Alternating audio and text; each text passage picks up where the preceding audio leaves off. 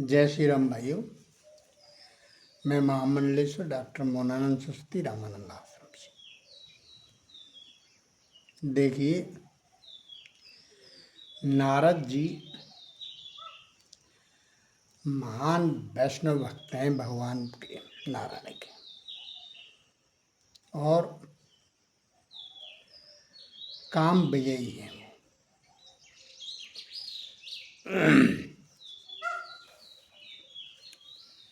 महान भक्त हैं।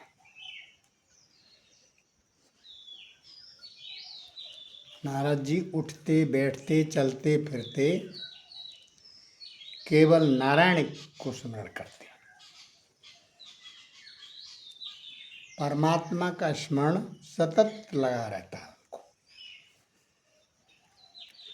नारद जी के मन में कभी विकार नहीं आता। एक बार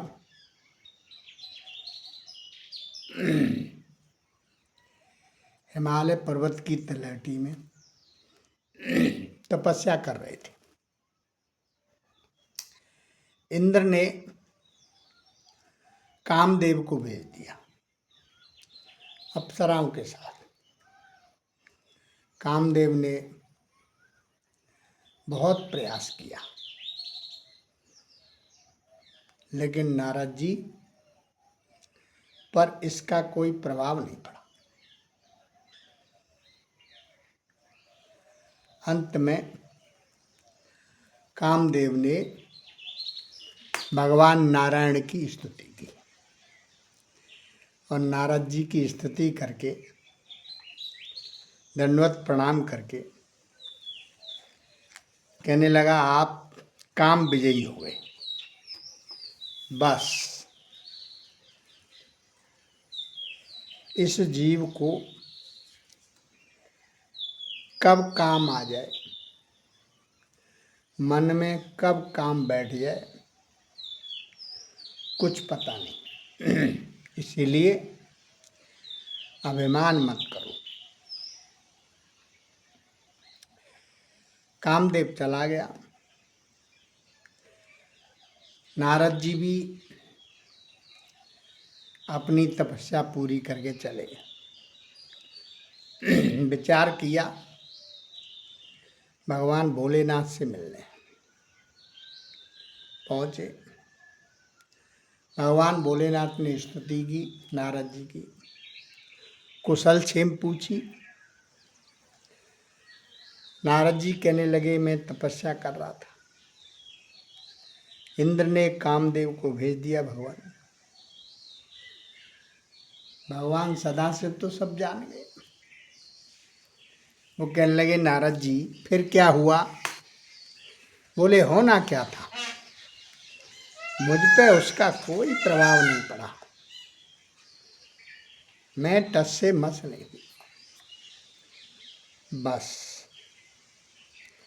भगवान शंकर समझ गए कि इनके मन में काम आ गया। कहने लगे, मैं परमात्मा का ध्यान करता रहा। ठीक है, मैंने काम को जीत लिया। भगवान सदाशिव बोले, ठीक है नारद जी, अच्छा किया आपने, लेकिन यह बात मुझसे कही आपने, इसको किसी और से मत कहना, और खास करके तुम भगवान नारायण से तो कहना ही मत बिल्कुल। अब नारद जी इसका दूसरा अर्थ समझ गए।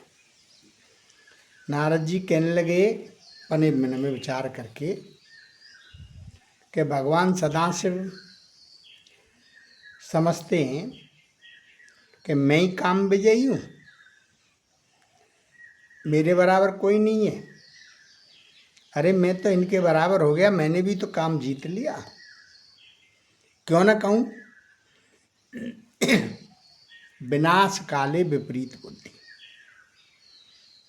नारद जी का बस यहीं से अब विनाश शुरू हो गया।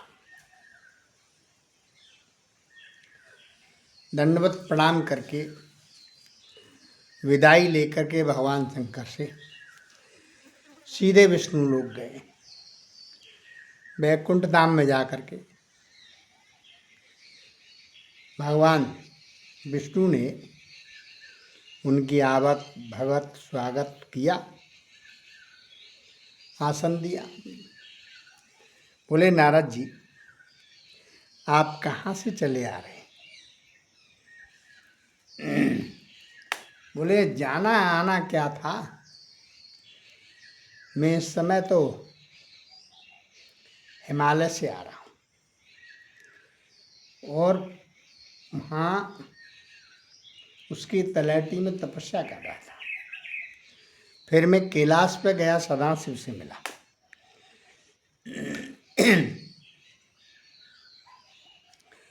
और मन में वही विचार आया। कौन सा? जो शंकर भगवान ने मना किया था। अब विचार करने लगे, बोले मैं विष्णु से क्यों न कहूँ। क्यों? कि मैं भी तो कामदेव विजयी हो चुका हूँ। इस जीव का स्वभाव है, जिसको मना करो उसको जरूर करता है।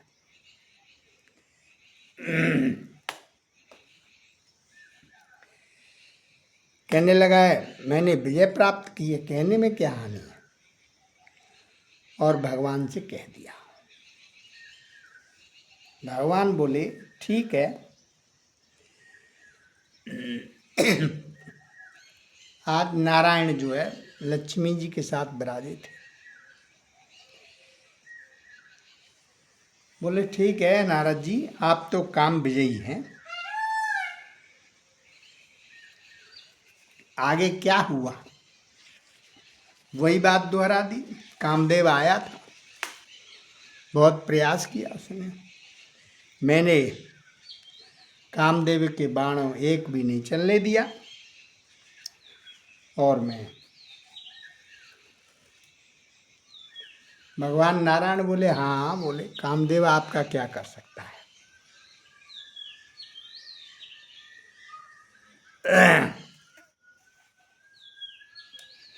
नारद जी ने हाथ जोड़ के कहा, बोले ये सब आपकी कृपा है। देखिए अनेक बार मानव विनय का नाटक करता है, जाने हाथ जोड़ेगा, बार बार नमन करेगा, झुकेगा, लेकिन मन में अहंकार बैठा रखा है। ये ऊपरी क्रिया से कर रहा है। क्योंकि अभिमान उसके घर में बैठा है, मुख से बोल रहा है ऐसा, भगवान की कृपा है। और मन में ऐसा समझता है कि मैं बहुत समझदार हूँ। जीव के पास अभिमान करने जैसी कोई चीज है ही नहीं। पता नहीं जीव किस ठसक में रहता है, अकड़ के चलता है। अभिमान है इसीलिए तो।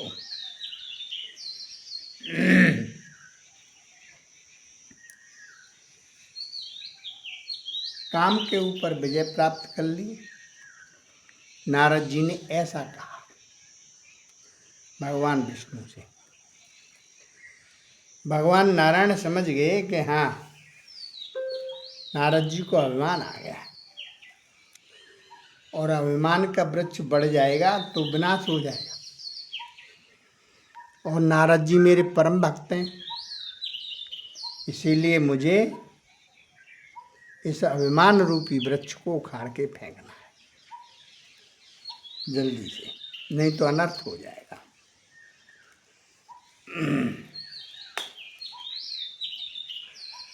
भगवान नारायण चलने लगे और नारायण चलने लगे तो भगवान